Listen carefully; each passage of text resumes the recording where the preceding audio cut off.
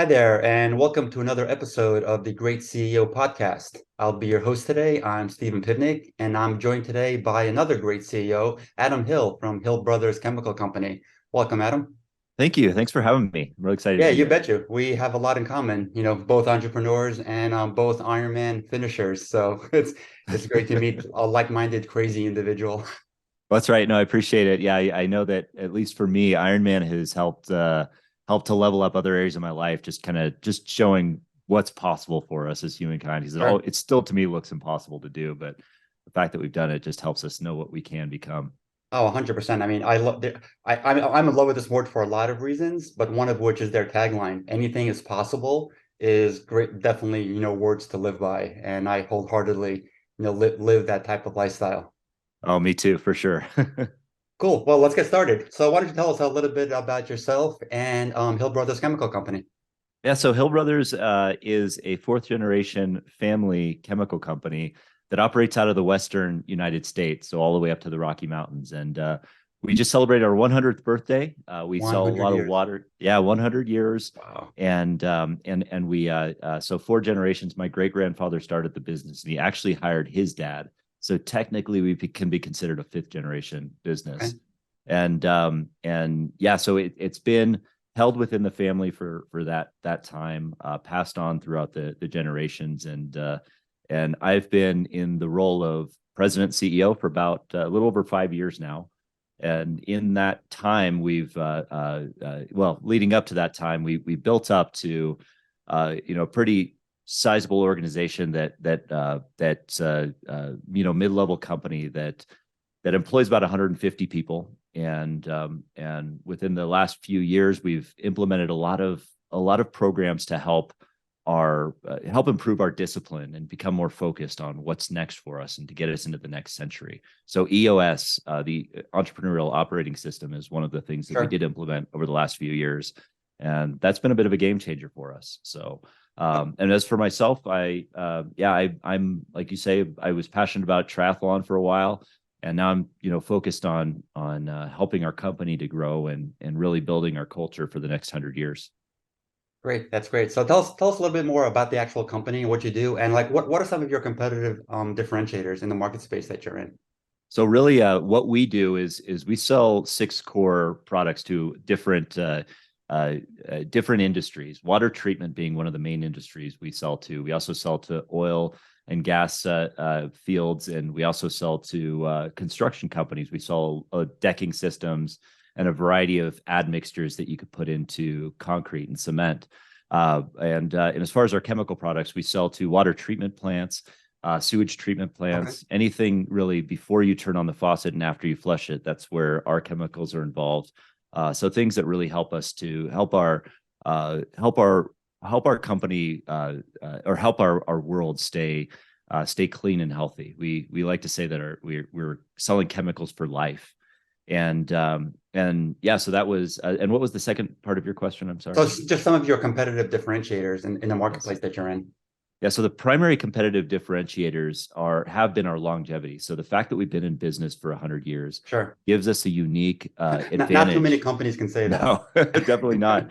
And the few that I found too have been I've done a lot of research on this leading up to our 100th birthday, and I found that a lot of those companies, including us, have been able to really narrow their focus on the right things. And for us, that has been the legacy of expertise, slow to change but really quick to adapt. So Sure. if you look at a 10-year period of time, you'll see that the company hasn't changed much, but over the last 100 years we've changed a lot. We've Of adapted a course. lot to our environment. And one of those primary differentiators is of course our longevity, but we've also got a geographic advantage. There's a big barrier to entry when it comes to chemical companies. We have a lot of there's a lot of responsibility for safety and Of and course. equipment and things like that. So where we are geographically really serves us to our advantage, so that we can serve our local municipalities effectively and keep that advantage to ourselves without really having risk of anybody coming in. That's awesome. So is it fair to say that a lot of your revenue is recurring revenue versus, one-time orders? Is that fair to say? Yes, absolutely. The vast majority of our revenue comes from recurring orders and recurring business. Okay, got it. So obviously as president and CEO, there's a lot of responsibilities on your shoulders. How good of a delegator would you say you are? And what's one of the one or two big things that you've delegated recently? Well, I'm trying to become a better delegator. I'm not great. I've all throughout my life I've wanted to kind of do things on my own, and actually a lot of that comes down from one of my flaws is not wanting to burden other people, right? So I think that I think that I'm doing it myself. I'm just like, I don't want to put that on somebody else, but I'm doing a lot better with that and recognizing that, that's the way you grow. And even the EOS concept of delegate and elevate, I can Right. elevate myself to look at the vision versus that. So some of the areas that I have delegated more recently in the past is trying not to feel that shame of when somebody asks, like, or do you want to take care of this or do you want me to, of saying, this is a simple and small thing, but when that question is asked, I'm saying, well, why don't you go ahead and take care of that, and just CC me or copy me out or whatever. Sure. And that just has helped me to, like, at least practice building that muscle of delegation, because just starting off and doing the big things has been a little difficult. One of the things I am looking at right now is I'm also in charge of sales and marketing, so something I do want to delegate in the future is that task and is that role, and bring on a director in Sure. that role. So I'm looking at that option now too. No, that makes total sense. And trust me when I tell you, once you find the right person to take on that responsibility, there's going to be a massive weight, lifted off your shoulder. Even though you do get a lot of recurring revenue, nothing beats a seasoned, sales and marketing executive that can continue to move the needle forward from a revenue perspective. Well, I So appreciate that, because I need that. yeah, I need that reinforcement. no problem. So I know you have a couple of hobbies, Ironman being one of them, and we'll talk about some others later. But from a work perspective, how many hours of work, how many hours a week do you put into work, and how do you split up that time?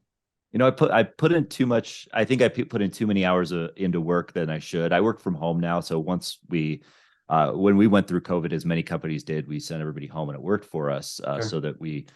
so that many of the administrative staff worked remotely, including myself. And so when you're at home, one of the biggest challenges is knowing when to turn it off. Of So course. I'm working, probably 50 hours a week, 50, 60 hours a week. I'd love to drop that down to 40 in it, but the one thing I feel is that we have a lot of people within our organization as we move through pretty significant transition.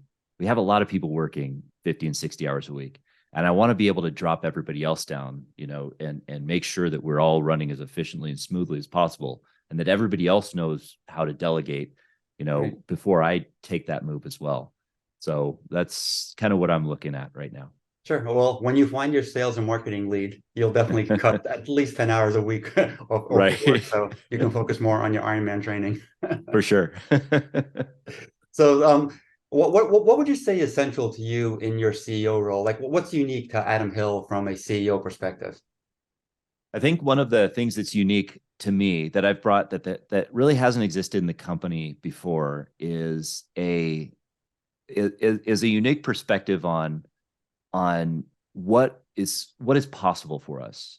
What is possible. I mean, it goes back to the Iron Man thing, and Sure, I think anything is possible. Iron Man taught me a lot, and even before Iron Man taught me a lot. I learned a lot through. I'm very open about my story of sobriety. I got sober about 11 years ago, and that was something I never thought that I could do. I mean, I thought that I couldn't perceive myself as a sober person. It was just, and when I got sober, that changed my mindset on what we can achieve. And now I've transitioned that I transitioned that. I've demonstrated that through my Ironman training, and it's really shaped my perspective on what we can achieve as companies, and thinking bigger and finding what we can, how Oh, we can impact the world. hmm. And so I try to bring that philosophy into our company, and it is a bit of a transition from what we have been, and I have to rein myself in a lot of times, because we are, as a legacy company, we don't want to make aggressive moves. And Hmm. so that balance of, my vision for, for growth, and, the culture of kind of, consistency, I think is a good blend. And that helps us to really, that tension helps us to grow the right amount in the right way. Sure. Nope, that makes a lot of sense. Those are great differentiators to have. I love it. Yeah. So again, we know about your Ironman hobby. What else do you do for fun outside of the work week? So outside of the work week, I like to work on, I like to speak. So I speak on stages and things like that. You and I are, both into that. And I have a podcast that I run that I speak to, high achievers like yourself, like other people who have gone through experiences of fear and have gone through that crucible, so to speak, and have come out the other side and achieved some great things. I love to learn about those stories, and I do that on my podcast. It's just called Flow Over Fear. And I also play music and do a lot of other things, and just try to learn new hobbies as much as I can. Oh, that's great. Yeah. Flow over fear is the name, right? Yes, Flow Over Fear, and yeah, it airs. I do 3 episodes a week. Every Tuesday, I have an interview and then a recap episode and a training episode where I talk a little bit about 3 things I can take from different areas. No, that's awesome. I mean, shortly after we met, I listened to a couple of episodes of that podcast, and they were really, really good. So Oh, I thank highly you. recommend our viewers move over from this podcast over to the Flow Over Fear podcast because there's some really great content out there. Thank you. So, Adam, thank you very much for joining me today, and I wish you continued success in all of your endeavors. Thank you, Stephen. This was an honor. I appreciate the opportunity. You bet. Take care.